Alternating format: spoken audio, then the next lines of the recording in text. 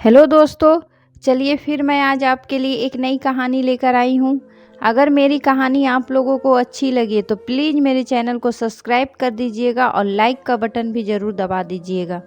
चलिए कहानी शुरू करते हैं। मम्मी, मैं कह रहा हूँ ना, मैं पूजा से ही शादी करूँगा, अन्यथा मैं ज़िंदगी भर कुंवारा रह जाऊँगा और यह मेरा अंतिम निर्णय है। अब इस विषय पर मैं आपसे आगे बहस नहीं करूँगा। तभी राहुल की मम्मी रमा जी ने कहा, बेटा तू समझता क्यों नहीं है? हमने तेरे सामने पूजा की जन्म कुंडली पंडित जी को दिखाई थी ना, और उन्होंने पूजा की कुंडली में मांगलिक दोष बताया है। अब तू बता, सब कुछ पता होते हुए भी हम तेरी शादी एक मांगलिक लड़की से कैसे कर दे?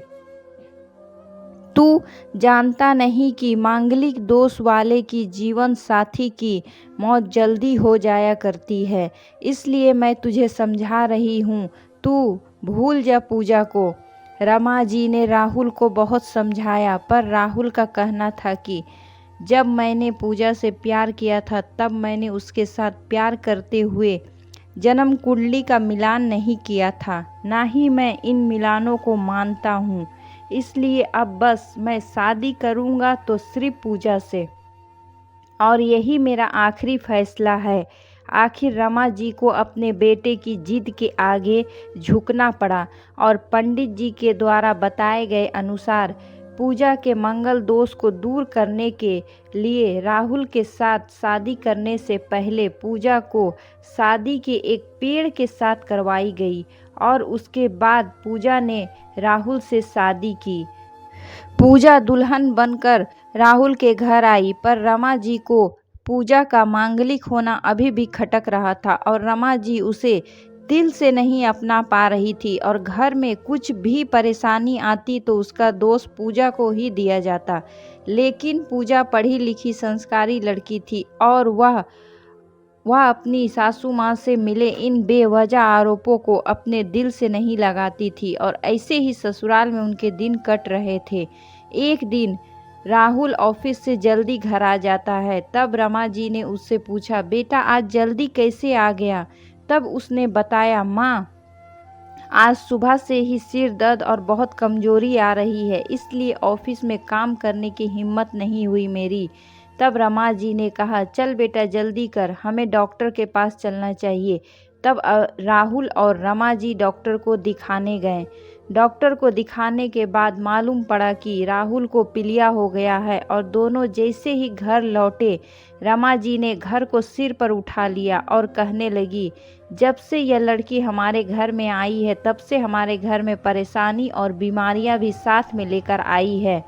इसके कदम ही अशुभ है। अब देखो इसका मांगलिक दोष हमारे बेटे पर भी असर करने लग गया है। कल को अगर मेरे बेटे को कुछ हुआ तो कौन जिम्मेदार होगा?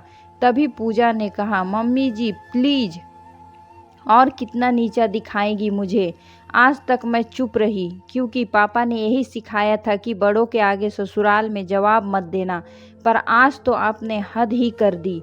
अगर मैं आज नहीं बोली तो ज़िंदगी भर खुद को माफ़ नहीं कर पाऊंगी। मम्मी जी, अगर आप पंडित जी पर भरोसा नहीं करती तो उनके कहे अनुसार आपने सारी मांगलिक दोष निवारण की विधि क्यों करवाई? क्यों पहले आपने मेरी पेड़ से शादी करवाई? दोस्त मेरा मांगलिक होना नहीं, बल्कि दोस्त तो मेरा आपकी बहू होना है, क्योंकि घर में जाने अनजाने में कुछ भी परेशानी आती उसको आप मुझ पर जोड़ देती, और जब कोई सास अपनी बहू से सिर्फ नफरत कर रही होती है तब यह बहू दोस्त बेटे बहू को नहीं पूरे परिवार को परेशानी में डाल देता है, और इस बहू दोस्त से मुक्ति भी सिर्फ सास ही दिलवा सकती है। बहू को अपनी बहू माने, उसे दिल से अपनाए, उसे भी सम्मान दे और यह महसूस कराए कि वह भी इस परिवार का सदस्य है। नहीं तो बहू दोस्त मांगलिक दोस्त से भी ज़्यादा पीड़ादायक हो जाता है। पूजा की कही हुई बातें रमा जी के दिल को झकझोर रही थी और उन्हें मन ही मन पश्चाताप भी हो रहा था। उस समय उन्होंने पूजा को कुछ भी नहीं कहा। थोड़े दिन बाद राहुल बिल्कुल ठीक हो गया और ऑफिस जाने लगा, और 1 महीने बाद राहुल की सैलरी भी बढ़ गई।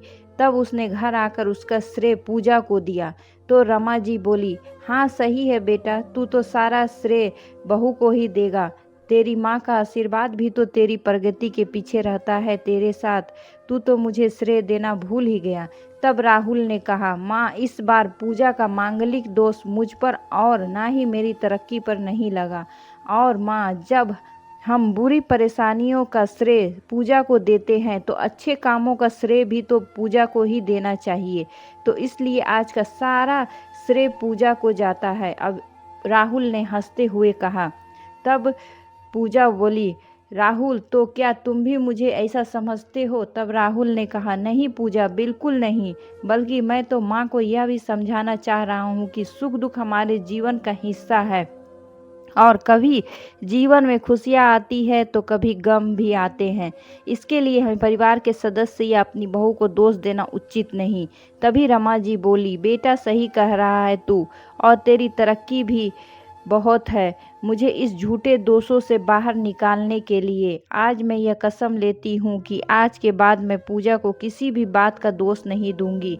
यह सुनकर पूजा आज बहुत खुश थी, क्योंकि आज उसको उसकी सास ने मांगलिक दोष के साथ साथ बहु दोषों से भी मुक्ति दे दी थी। दोस्तों, अगर यह कहानी आप लोगों को अच्छी लगी तो प्लीज़ मेरे चैनल को सब्सक्राइब कर दीजिएगा और लाइक का बटन भी ज़रूर दबा दीजिएगा। धन्यवाद।